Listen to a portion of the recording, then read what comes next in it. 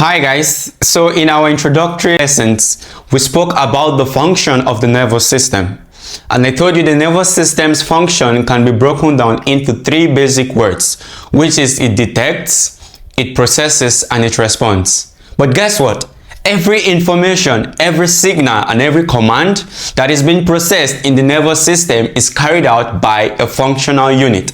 And that functional unit is the neuron, which is also known as the nerve cell. So, what are the components of this neuron?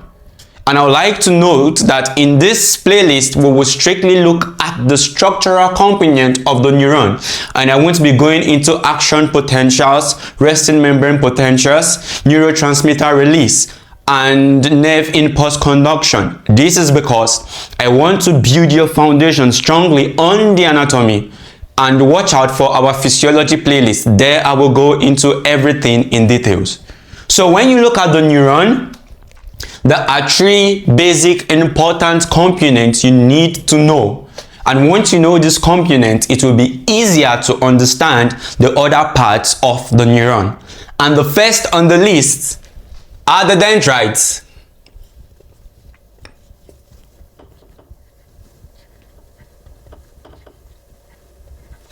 So the dendrites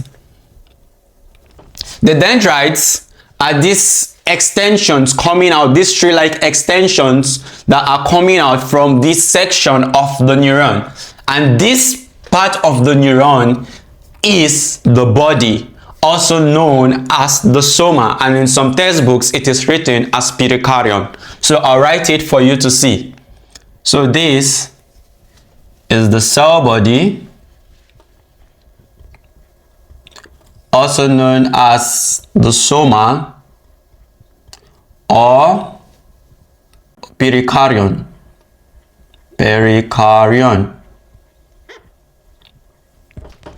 As seen in other textbooks.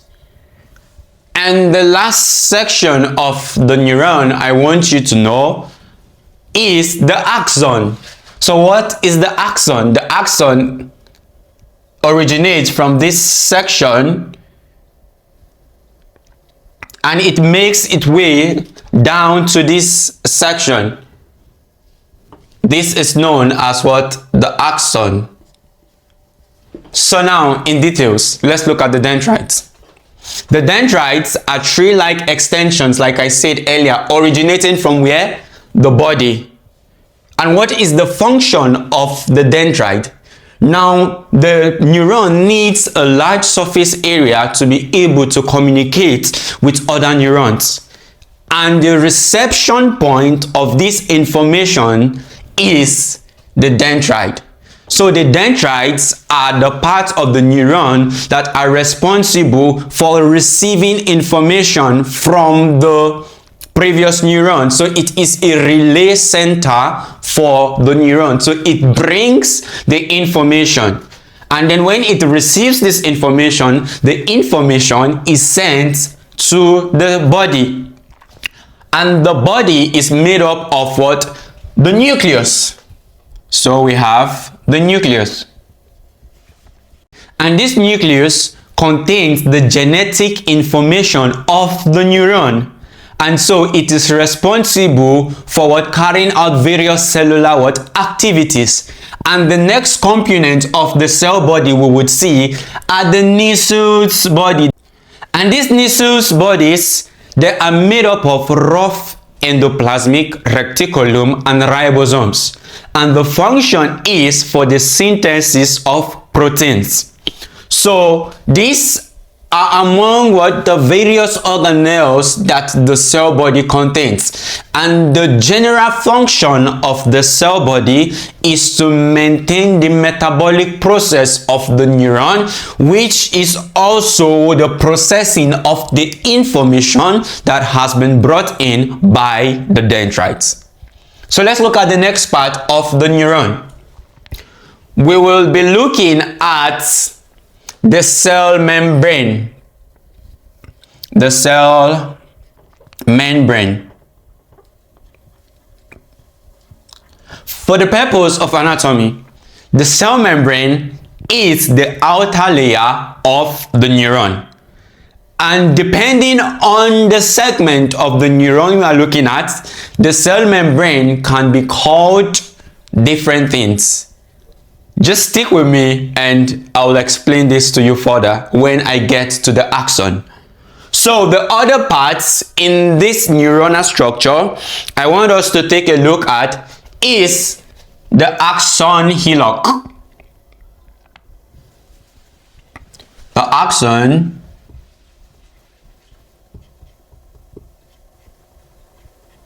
hillock.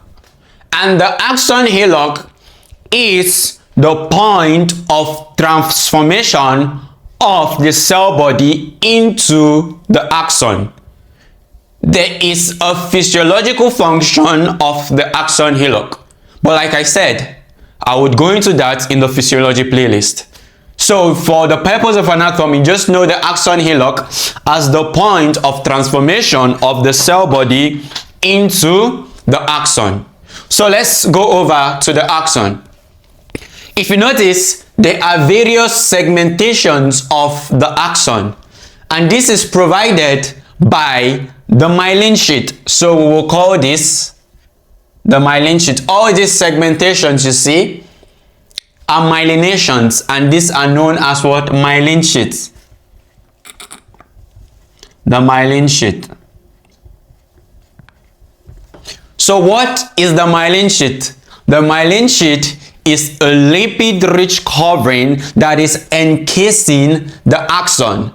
And there are different origins of the myelin sheath when we talk about the central nervous system and the peripheral nervous system.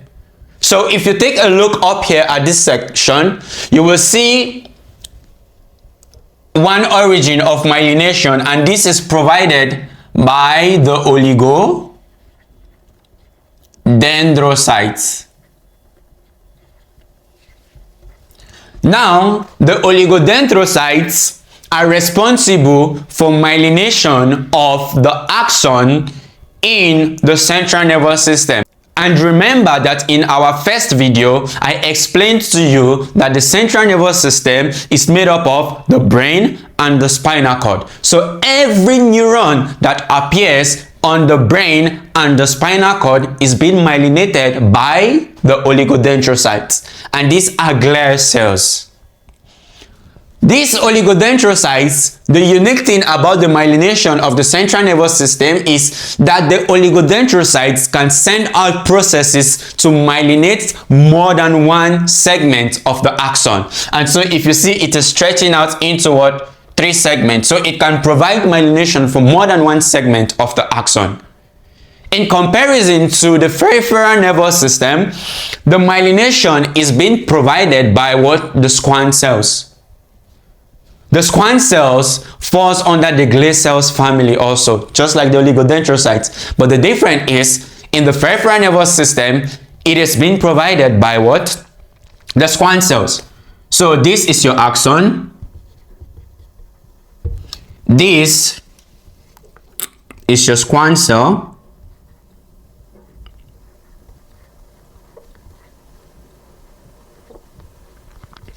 And a unique characteristic of the myelination of the peripheral nervous system is that the Schwann cells is also being encased by a nucleated layer known as the neurolemma. So if you look here, this covering, this is encasing the Schwann cell. This is known as the neurolemma.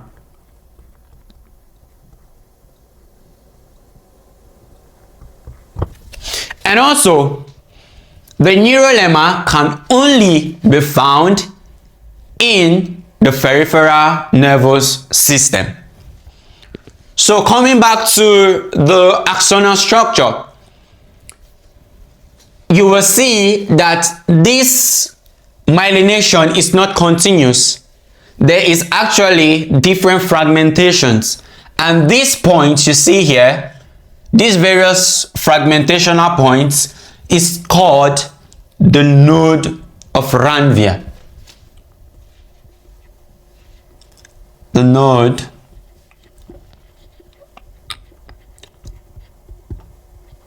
of Ranvier. And this node of Ranvier, for the purpose of anatomy, is the unmyelinated point of the axon. In physiology, I will teach you on how action potentials and impulses jump from one node of Ranvier to the other, but that will be in physiology. And in the axon, it is noteworthy to understand that the cell membrane of the axon is known as what? The axolemma. It is just the outer boundary of the axon. So when you look at this outer boundary, you call it the axolemma. Now the axon, in its internal component, has what is known as what? The axoplasm. This is simply the cytoplasm of the axon. So just take it that the internal component, I would pick from here, yeah. It's known as what? The axoplasm. The other structure of the neuron you want to be conversant with is the axon terminal. So when you look at this part of the axon branching out, it is called the axon terminal. And at the axon terminal, you will see something that is looking as though there is a formation of bulbs at the ending, at the terminal. So this bulb formation here is actually called the synaptic end bulb. So you see this bulb forming a balloon. This is known as the synaptic end bulb. And the synaptic end bulb is where the neurotransmitters are actually what stored, ready for what? Transmission or secretion. And these points are the points that actually forms the synapse.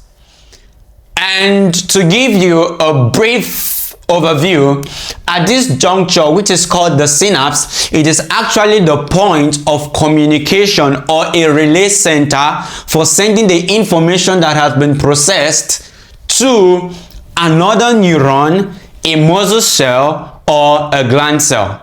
And what is this synaptic juncture made up of? The synaptic juncture is made up of the presynaptic terminal, and the presynaptic terminal is made up of the axon terminal. So the axon terminal can be seen as the presynaptic terminal, and there is also what? Another point which is known as the synaptic cleft.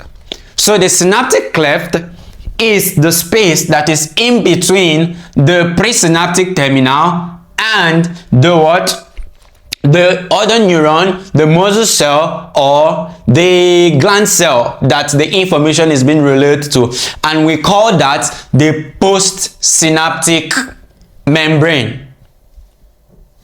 So the other cell, let me say this is the other neuron or the other cell we are relaying the information to. This would be called the postsynaptic membrane.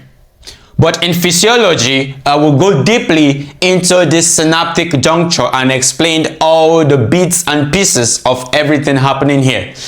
And finally, I would like to add that the axon we see can either be long or be short. So there are axons that can actually what?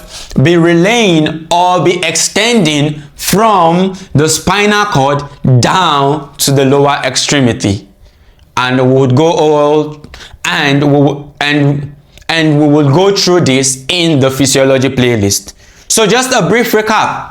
The neuron is actually the power behind the nervous system. So all the signals, all the commands, and all the information are being processed in the neuron. And like I told you, there are three important components of this neuron. First is the dendrite. It receives the information, it sends it to the body, and the body processes it and sends the information out as a response through the axon. As we can see, the nervous system gets more interesting, and you can see how simple it is to understand the nervous system. If you actually want to get a clearer diagram and notes on the topic for the neuron, check our website at LansMedAcademy.com for your free PDFs. It's totally free for you, and you can actually go over the PDFs while going through the video to build muscle memory. Thank you for your time, and I hope to see you in the next video.